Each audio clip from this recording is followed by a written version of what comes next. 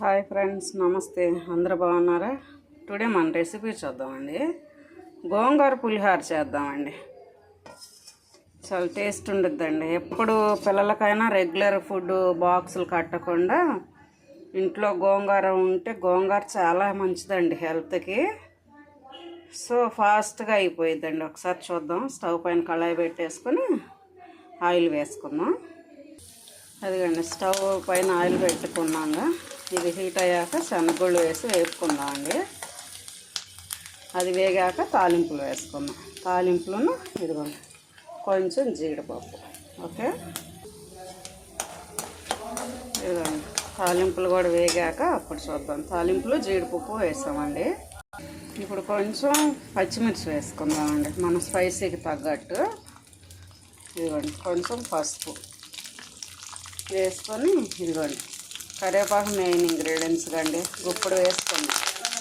కరివేపాకు చాలా మంచిదండి. అవి వేగనిద్దాం బాగా. అదిగండి ఆ కరివేపాకు కూడా ఫ్రై అయిపోయింది కండి.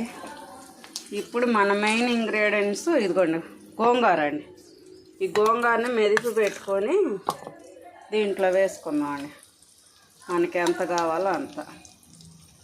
ఓకే, ఇది బాగా ఫ్రై అవనిద్దాం. చూసారా ఎలా ఫ్రై అయిపోతుందో?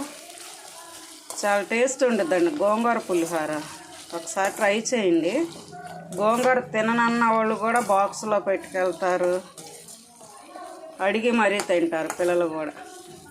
చూసారా, జీడిపప్పు, తాలింపులు, శనగగుళ్ళు, కరివేపాకు, పచ్చిమిర్చి అన్నీ ఫ్రై అయిపోతున్నాయి ఆయిల్లో. ఇప్పుడు మనం రైస్కి సరిపడా సాల్ట్ వేసుకుందామండి. గళ్ళుప్పు అయితే కరగదు కాండి, కానీ హెల్త్కి గళ్ళుప్పు మంచిది, కానీ సరిపోదు కాండి, కరగదుగా. సో అందుకని సాల్ట్ వేసుకుందాం. వేసుకొని ఇది కూడా బాగా తిప్పుదాం.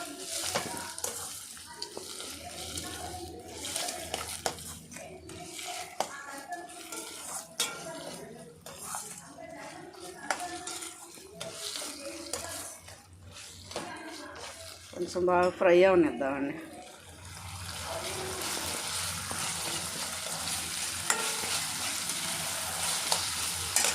అయిపోతుంది కండి. ఇప్పుడు మనం రైస్ వేసుకుందాం. అదిగోండి చూసారా ఎంత కలర్ఫుల్గా ఉందో. పులిహోర గోంగూర అండి.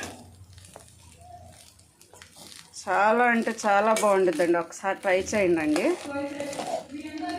పచ్చిమిర్చి, జీడిపప్పు అన్నీ అలా కనిపిస్తున్నాయి చూసారా. నేను చిన్న మిస్టేక్ చేశానండి. దీంట్లో ఎండుమిర్చి మర్చిపోయా. మీరు చేసేటప్పుడు ఎండుమిర్చి వేయండి తాలింపులో. ఇంకా కలర్ఫుల్గా ఉంటుంది అండ్ టేస్ట్ కూడా చాలా బాగుంటుంది. అంతే అండి, ఎంతో టేస్టీగా ఉండే గోంగూర పులిహోర. నచ్చితే లైక్ చేయండి, ప్లీజ్ సబ్స్క్రైబ్. బాయ్ అండి.